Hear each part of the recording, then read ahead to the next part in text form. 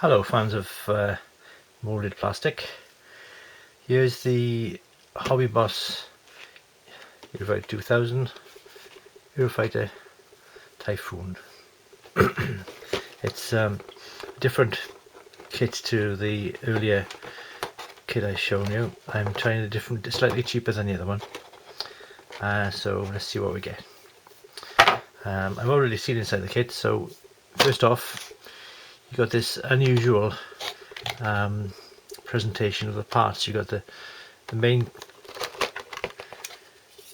fuselage top and the main wings one piece, and the underneath fuselage as another single piece of plastic, which it's not bad moulding actually. It's got some detail in the wheel wells and that sort of thing.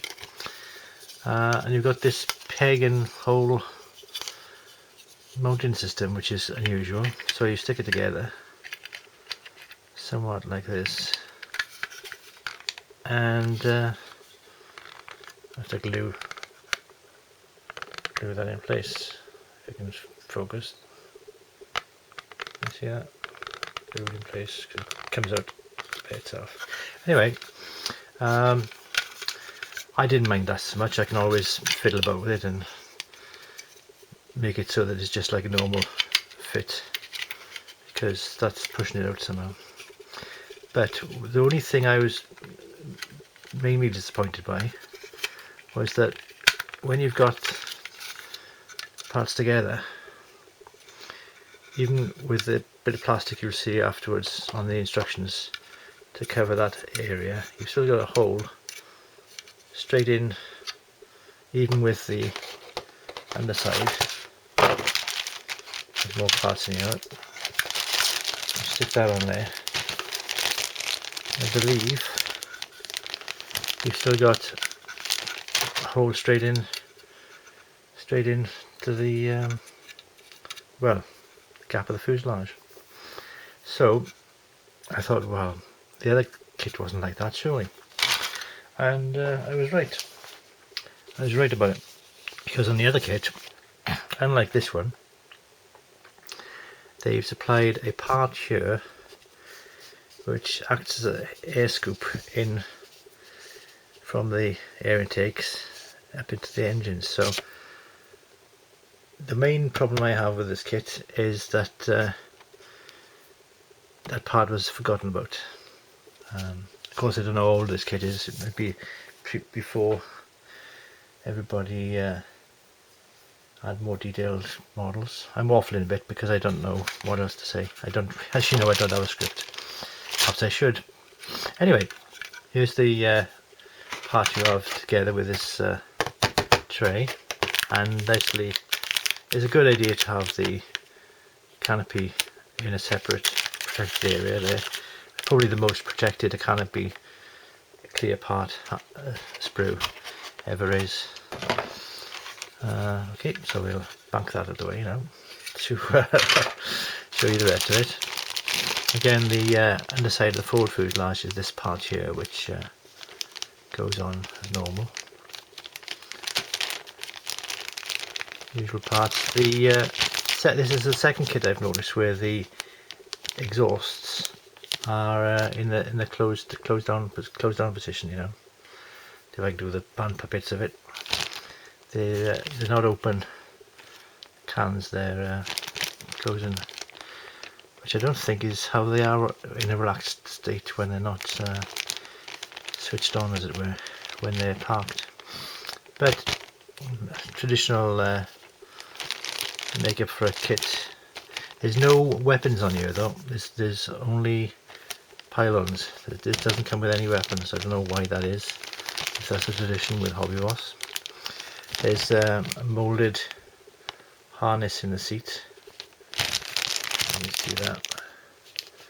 Moulded harness. I won't take it out because there's no need to take it apart. But that's the main sprue. You've got another internal sprue for the options of the say options. That's the air brake. There's the internal cockpit. Whatever. All cockpits are internal, aren't they? What am I talking about?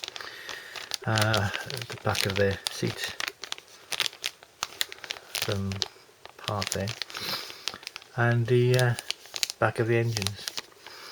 So not many parts, not a high part count as they call it, but not bad detail anyway. I mean, it's recessed detail panel lines, and this part here is not as trophy as it is on the other kit, but yeah, so there we are, that's good. Very basic assembly instructions. I think actually that's it. There's like one, two, but there. One sheet assembly instructions. That's the whole assembly. So I think some of the sections are quite large. Quite a modular kit, you could call it. The decals are nicely kept in this bag here, so I'll keep them scratch resistant. Not to be scratched. You've got little luminescent areas for night flying or whatever it is for. You've got the RAF squadron, but I didn't realise until I bought the kit that you've also got the option for the German Air Force as well, which is a good thing, because it gives me the choice now. So you've got the nice colour